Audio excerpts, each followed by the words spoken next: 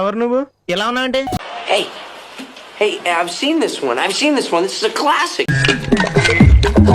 ఏం పండు కోతి లెక్కన ఉన్నావురా?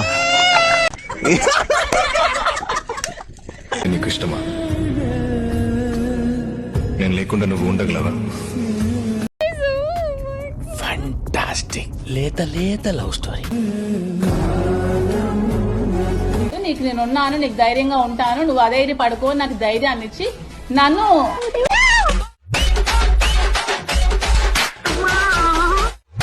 ఉండే కార్యక్రమం, చెల్లికి తోడుగా ఉండే కార్యక్రమం, ఆ చెల్లికి తోడుగా ఉండే కార్యక్రమం, ఈ చెల్లికి తోడుగా ఉండే కార్యక్రమం ఎందుకు చేయలేకపోతున్నానని అడుగుతా ఉన్నా. బాపూజీ బతుకుంటే ఒక మాట అనేవాడు, సొంత అమ్మకు అన్నం పెట్టని వాడు చిన్నమ్మకు బంగారు గాజులు చేయిస్తారంటే ఇది ఎంత మటుకో నమ్మశక్యంగా ఉంటుందో ఒక్క క్షణం ఆలోచించండి. ఇళ్లలో ఇటువంటి కుటుంబ గొడవలు లేవా అని అడుగుతా ఉన్నా. ఇవన్నీ ప్రతి ఇంట్లో ఉన్న విషయాలే. మామూలుగా అన్ని కుటుంబాలలో గొడవలు ఉండడం సహజమే, ఎవరు కాదటం లేదు. ఇది సామాన్యం అంటూనే, అన్ని కుటుంబాలలో జరిగే విషయమే అంటూనే తల్లిని చెల్లిని కోర్టుకి ఇచ్చారు. ఇది సామాన్యం కాదు జగన్ సార్.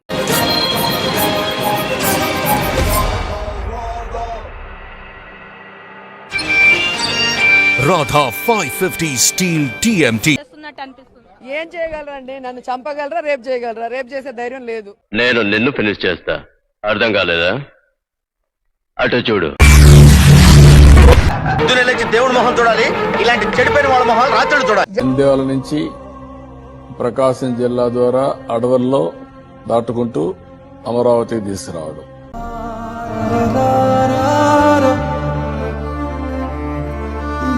రాత్రంతా ఇన్వెస్టిగేషన్ పేరుతో తిప్పి తెల్లవారితో మెడికల్ టెస్ట్ పంపించడం. అక్కడి నుంచి మళ్లీ అక్కడ ఇక్కడ తిప్పి కోర్టు తీసుకురావడం.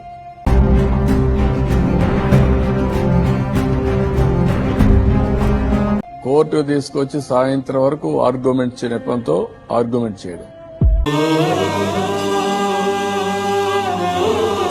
మళ్లీ రాత్రి మిడ్-నైట్ తీసుకుపోయి రాజమండ్రి జైల్లో నన్ను జైలు పంపించడం.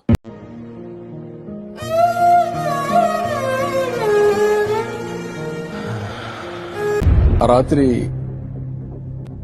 ఏంటిది?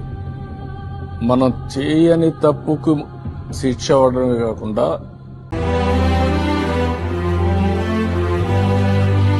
జరిగిన విధానం కూడా ఆలోచించినప్పుడు గుండె తరక్కపోతుంది.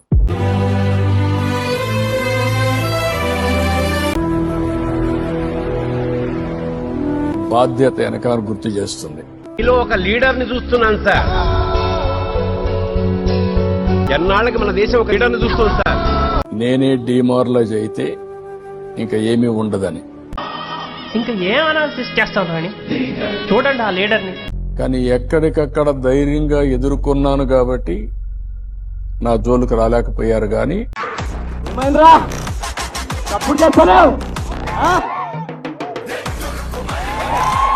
లేకపోతే ఏమయ్యేదో అందరమారిగా ఇంకొక డిఫరెంట్ చరిత్ర ఉండేది.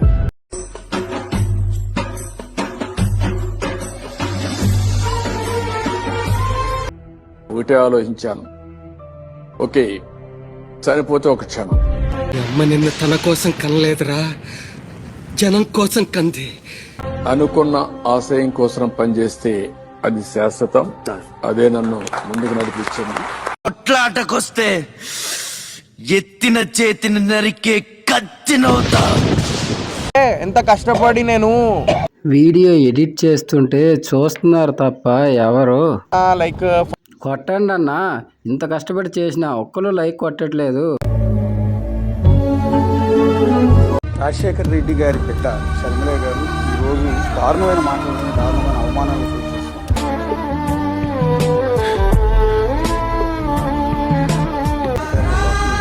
అత్యంత దారుణమైన కించపరుస్తుంది. అక్కడికి ఏదో సంబంధాలు కూడా అంటగట్టేస్తుంది.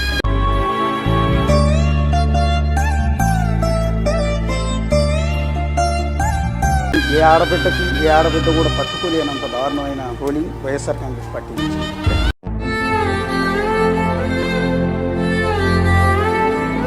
అందులో మీ అన్నయ్య అన్నయ్య గారి అనుమతి లేకుండా ఇదంతా జరుగుతుందంట? లేదండి, అన్నయ్య గారి అనుమతి ఉంది. వదిన గారి అనుమతి ఉంది, సజ్జల గారి పనితనం ఉంది, ఆయన కొడుకు గారి ఇన్వాల్వ్మెంట్ ఉంది. తెలియక అడుగుతున్నాను, ఇదో బతుక చెప్పండి. అందరూ కూడే ఒక రాక్షస సైన్యాన్ని తయారు చేసుకుని సోషల్ మీడియాలో ఆ సైన్యంతో చేస్తున్న ట్రోలింగ్, ఆఖరికి రాజశేఖర రెడ్డి గారి భార్యను కూడా అవమానించారు. అసహ్యం వేస్తుందిరా. రాజశేఖర రెడ్డి గారి బిడ్డను కాదు అంటే విజయమ్మ గారిని అవమానించినట్టే కదా. ఆఖరికి ఆ స్థాయికి కూడా దిగజారు.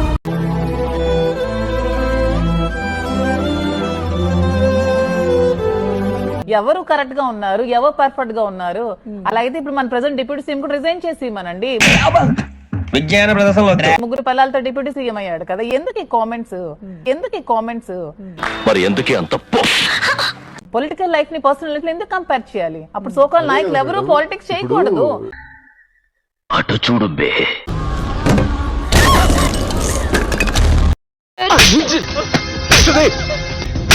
ఇప్పటికే నేను జనసేన బ్యాచ్ ఒకటే చెప్తున్నాను, మీరు మా జోలికి రాకండి, మా పర్సనల్ ఇష్యూకి రాకండి, మేము రాం. ఆ ముఖంలో కోపం లేదంట్రా, వాయిస్ లో బేస్ ఇదిరా, కరెక్ట్ గా మేము రాంగ్ గా రాం. పవన్ కళ్యాణ్ గురించి కూడా మాట్లాడాం, రాజకీయ సిద్ధాంతపరంగా మాట్లాడతాం, వ్యక్తిగతంగా మేము మాట్లాడాం. అది నీకు చేతగాని పని. అది మీకు స్పష్టంగా మళ్ళీ నేను మీడియా ద్వారా తెలియజేస్తున్నాను, మా జోలికి దయచేసి రాకండి, మీ జోలికి కూడా మేము రాము అని ముందుగా నేను విన్నవించుకుంటున్నాను. అంటే రిక్వెస్ట్ చేస్తున్నాను జనసేన విన్నవించుకుంటున్నాను. అంటే రిక్వెస్ట్ చేస్తున్నాను జనసేన. అవును ప్రభు, నాలాగే మీకు ఒళ్ళు కాలిపోతుంది. ఏమిటి? కుటుంబంలో సమస్యలు ఉండడం కామనే, కానీ అందరూ ఇట్లా అమ్మ మీదనే కోర్టుకు లాగారు కదా. మీ అంతు చూస్తాం, వీధుల్లోకి లాక్కొస్తాం, మర్చిపోకండి.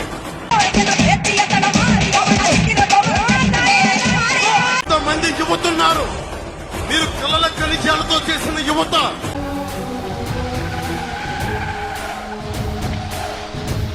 మీరే కనుక నిజంగా గుండెల లోతుల్లోంచి ధైర్యం తెచ్చుకుని రోడ్ల మీదకి వస్తే ఒక పెద్దిరెడ్డి, మిథున్ రెడ్డి, జగన్ రోడ్ల మీదకి రాగలరా? మీకు ఈ పోరాటం బలి కోరితే మీ అందరి ముందు నేనుంటా. మీ కష్టం వస్తే కారే కన్నీటి బొట్టునవుతుంది. మీకు పిరికితనం వచ్చేసింది మీలో, ధైర్యం చచ్చిపోయింది మీలో. నేను వచ్చినప్పుడు రోడ్ల మీదకి రావడం కాదు.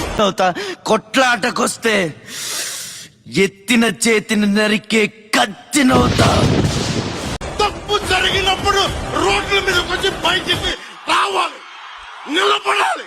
అమ్మ నిన్ను తన కోసం కనలేదురా, జనం కోసం కంది. ధైర్యం లేని సమాజం కుళ్ళిపోతే, చచ్చిపోతే. నీ చుట్టూ ఉన్న వాళ్ళ కోసం పుట్టుకొచ్చిన ఛత్రపతివి తిప్పరామేశం. రాయలసీమ ఇది, రాయులు ఏలిన సీమ ఇది. ఆ సీమ నుంచి వచ్చి మీరు భయపడతారండి. అట్లా పుట్టుకొచ్చిన ఛత్రపతివి తిప్పరామేశం.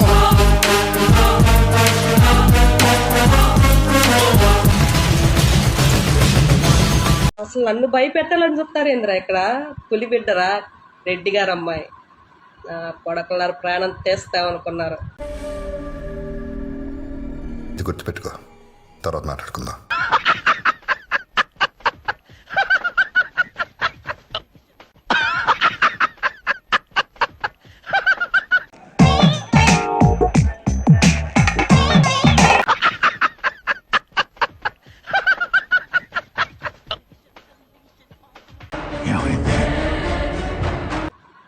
కొడకలారు ప్రాణం తీస్తామనుకున్నారు. ఇక్కడ ఉంది రెడ్డి పవర్ రా, దిగిపోద్ది.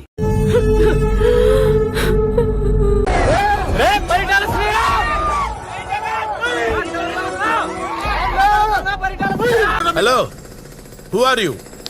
ఎందుకు అలా అరుస్తున్నావు? ఊరకొక్క ఏమైనా కలిసిందా?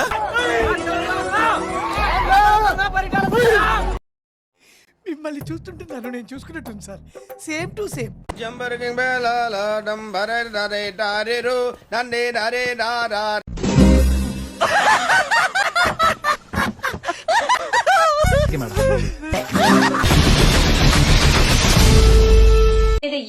చేసుకుంటాను. జూన్ 4 తర్వాత చూస్తా, జూన్ 4 తర్వాత చూస్తా. నా ఏ కలవేకండి.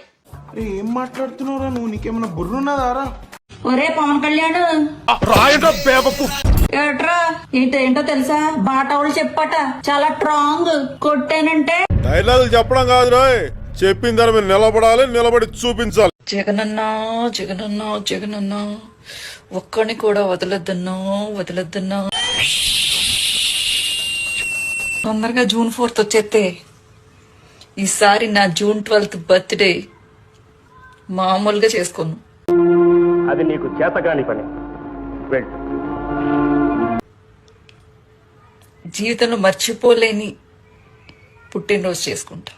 ప్రపంచం అంతా ప్రశాంతంగా ఉంటుంది ఇప్పుడు పని చేస్తే. ఈ పరిస్థితి తలుచుకుంటుంటే ఉందరా నాకు మామూలు కాన్ఫిడెంట్ గా లేదే.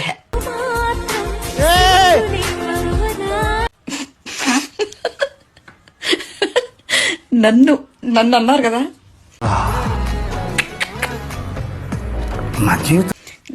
నన్ను అన్నవాళ్ళు కాదు, లేకపోతే వీళ్ళని అన్నారని కాదు, కానీ వైఎస్ఆర్సీపీని టార్గెట్ చేసిన వాళ్ళందరికీ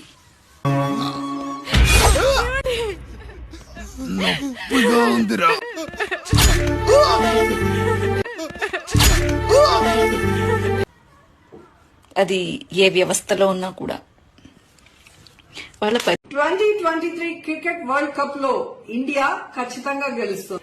అన్నావా గోవిందా? ఓ గోవిందా. 3వసారి వరల్డ్ కప్ ట్రోఫీని ముద్దాడాలి అనుకున్న టీమిండియా ఆశలు ఆవిరయ్యాయి. ఆ లెగ్ పవర్ లాంటిదంటే బాబోయ్, అంత దరిద్ర పాదమా? సామాన్యమైన పాదం కాదండి, ఈ రేంజ్ లో ఉంటుంది. అయితే హస్తం హవాతో కారు స్పీడ్ కు బ్రేకులు పడ్డాయి. ఈ నేపథ్యంలో సీఎం కేసీఆర్ తన రాజీనామా లేఖను రాజ్ భవన్ కు పంపినట్టుగా కూడా